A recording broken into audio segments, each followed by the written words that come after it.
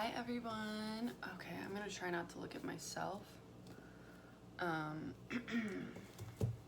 always clearing my throat in these videos. I don't know if that's like a nervous thing or I don't know, but I have a library slash free library haul.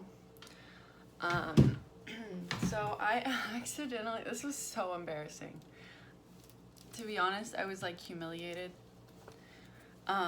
So I ordered these books online for the library, and I accidentally ordered a book in large print, and this is already a big book. And so when I got it, I'll just show you.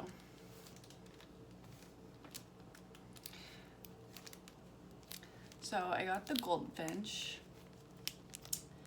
again in large print. The print is not even that large. It's like a little bit bigger than like a normal larger print book, you know?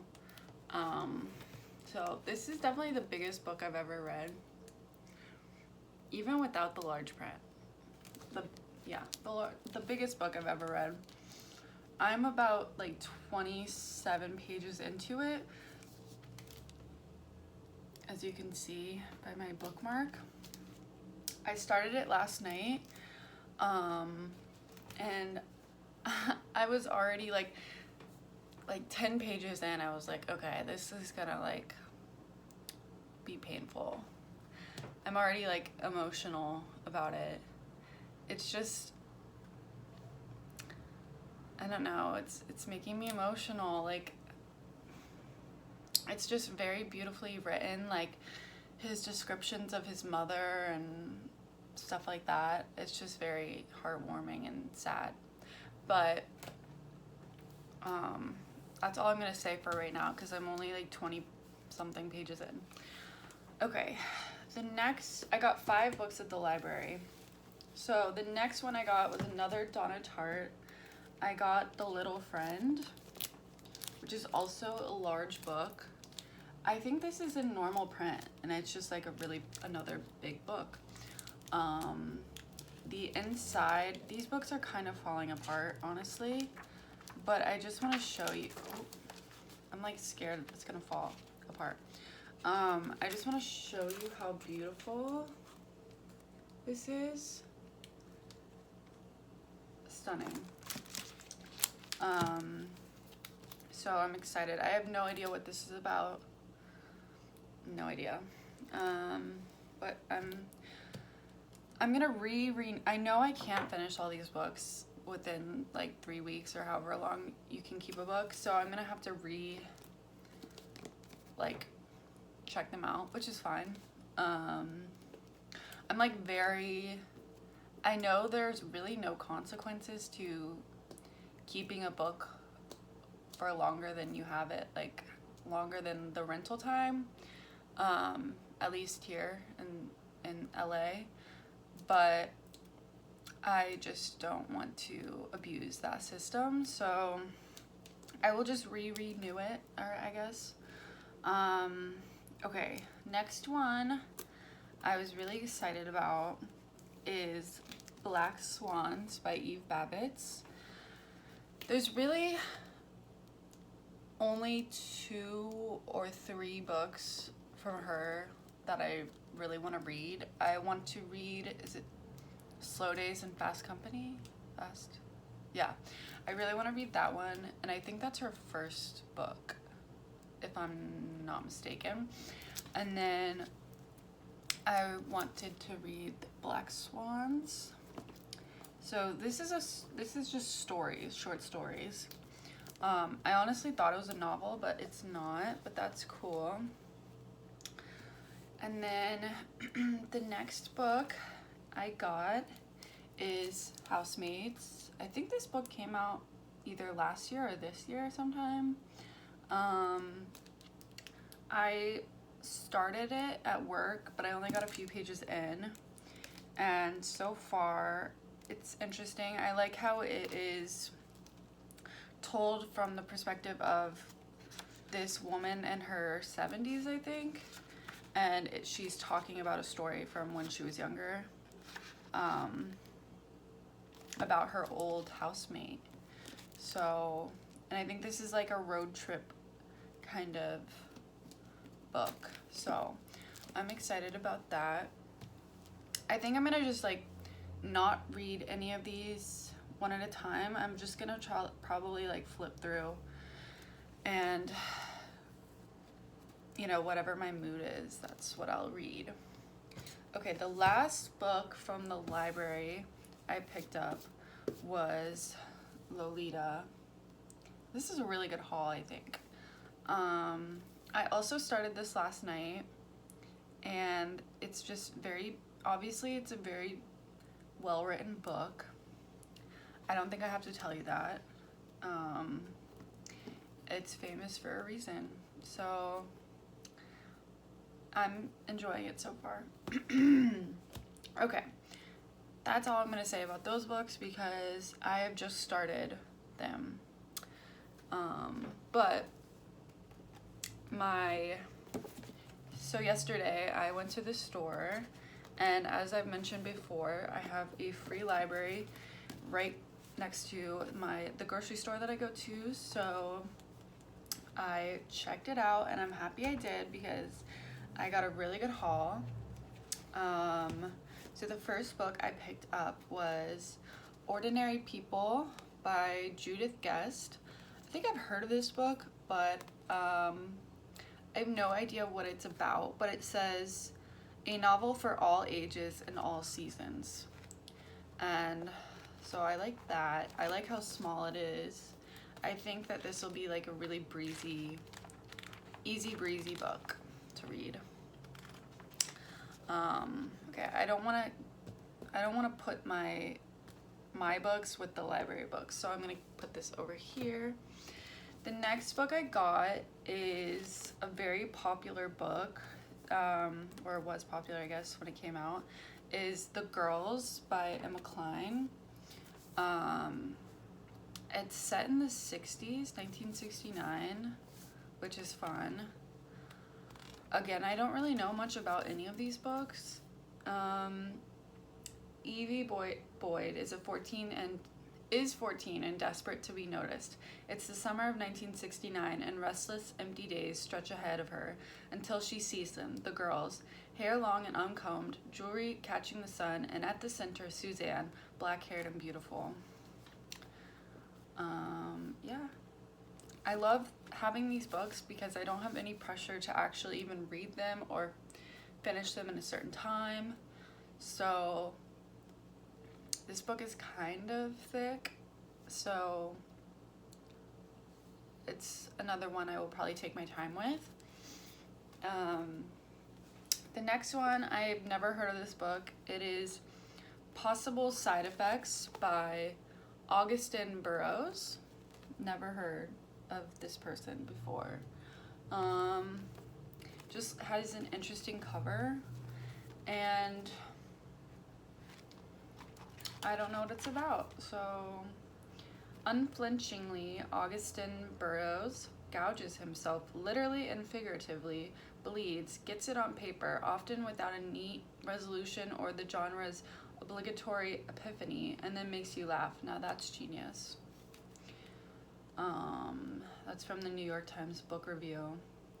Okay, we'll see. Okay, the last one is a memoir. This is Don't Call Me Home by Alexandra Otter. And again, I just liked the cover. I don't know who this person is. I haven't read a memoir in a while, so that should be fun. I really like memoirs.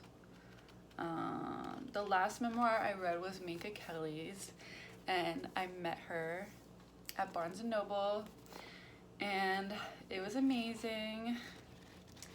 Love her. Yeah, so let's see. I'm gonna put these in a pile, and